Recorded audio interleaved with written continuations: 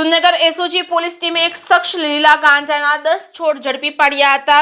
સુરનગર જિલ્લા પોલીસ વડા ડોક્ટર ગિરીશ પંડ્યાની સૂચના મુજબ સુરનગર જિલ્લામાં એનડીપીએસના ગુનાઓ શોધી કાઢવા તેમજ ગુનાહિત પ્રવૃત્તિ નેસ્તનાબૂદ કરવા માટેની સૂચના અને માર્ગદર્શન આપેલ હોય છે। અનુસંધાને પીઆઈ બીએચ સિંઘખિયાના બાતમી મળેલ કે ગભરુભાઈ દાદભાઈ ખારજ કાઠી દરબાર રહે ગંગાજળ તાલુકો સાયલા જિલ્લો સુરેન્દ્રનગર વાળો ધજાળા પોલીસ સ્ટેશન વિસ્તારમાં ગંગાજળ ગામે પોતાના કબજા ભોગવટાના મકાનના ફળિયામાં ગેરકાયદેસર ગાંજાના છોડનું વાવેતર કર્યું છે। આ ગાંજાના છોડ તેઓએ વેચાણ માટે વાવેલ છે।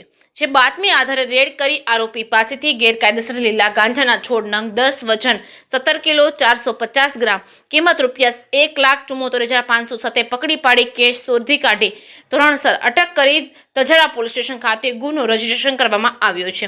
જે કેસની વિગત સાથે મહેશ ઉતરિયા સુરેન્દ્રનગર।